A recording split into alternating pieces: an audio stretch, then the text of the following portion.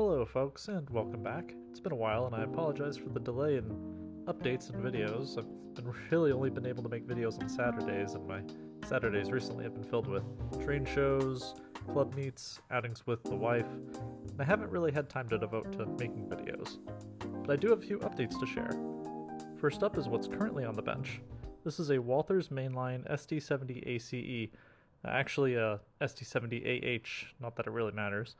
I bought this from Lombard Hobbies, and I really wanted another diesel to complement the Scale Train's Gevo, as well as another project where I could add details to. The nice thing about this project is I really don't have to worry about the drivetrain. The model runs very smoothly out of the box, and I can focus on adding those details that I really like. So far, it hasn't really gotten any extra details just yet. I've focused on adding all the warning labels and data decals from a microscale SD70ACe datasheet before adding any of the extra details to it. I've also renumbered the locomotive from 8991 to 9000, a nod to my favorite class of steam locomotives from the Union Pacific. This model will be getting a decoder buddy, a full ESU Loc Sound 5, and I'm adding a cab light, ground and step lights to the frame, and I need those extra functions. The PTC antenna on the cab roof will be added, as well as windshield wipers, lift rings, MU hoses, uncoupling levers, brake lines, and much more as those parts come in. The other project mentioned in a more recent video is this Kato P42. I've already completely redone the wiring and lighting. The chassis needed to be milled out to make room for another Decoder Buddy V5, so I used my Dremel and some milling bits to remove that excess material. This P42 has dual scale sound system speakers and sounds very heavy.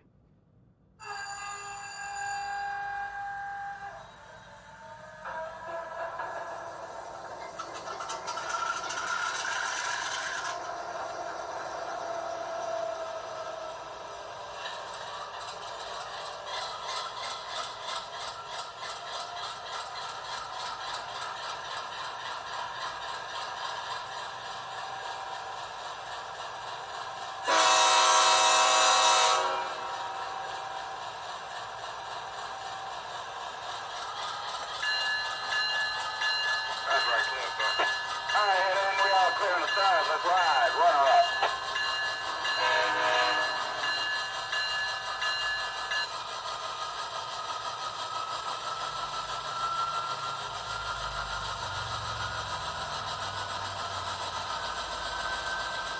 This P42 has also been renumbered from number 17 to number 62 using a microscale decal set. In case anyone is wondering, judicious use of microsol, Q-tips, and some patience will remove Kato printed letters and numbers, and this did not harm the paint.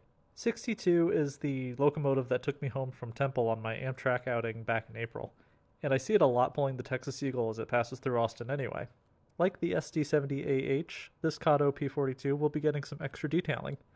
The cab roof on a lot of these P42s have an antenna mount box that I'd like to replicate. Matching the blue might be a challenge, but considering I'm going to be weathering this almost fully as it appears today, I can probably get close enough and, blend it in. 62 also has a gnarly scratch along the driver's side of the body of the locomotive. I think I'm going to omit this particular detail. Most of the extra details will be going onto the front and rear of the pilot. That about does it for projects on the bench. The Rivarossi FEF will be getting a separate video update, hopefully soon. I have been slowly purchasing some modern freight cars for the Gevo and SD70AH to run. I most often encounter mixed freights or unit trains consisting of auto racks, so I've been getting a little bit of everything when I go to the train shows or the hobby shops. I've been watching a lot of other YouTubers for inspiration and techniques on weathering, and Dan's Railroad 2011 has in particular been a great inspiration for showing modern locomotive and freight car weathering. And I'd like to try my hand at creating some artistic graffiti as well. Nothing like seeing a bunch of weeb references on the side of a grain hopper. I hate to say it, but I'm already planning on future projects after these wrap up.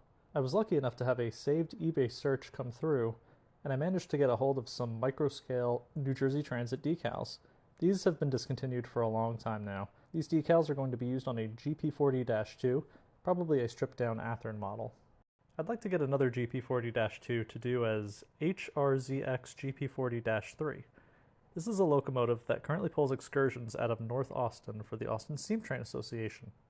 This locomotive pulled the train that my wife and I rode behind when we were engaged. It was a trip she surprised me with, and while the locomotive is nothing special by itself, that trip was. This one shouldn't be too difficult to do either. It's Conrail blue and has minimal markings as a leased locomotive. This one's further out in terms of when I'll probably start it, but it is something I'm thinking about. Hopefully as summer approaches and work slows down some, I can devote some more time to the YouTube thing, but that's going to do it for now, folks. Thank you for watching, and I'll see you in the next one. Be on the lookout for that next Rivarossi FEF video. I'm currently waiting for the paint to dry on that one. I'll see you soon.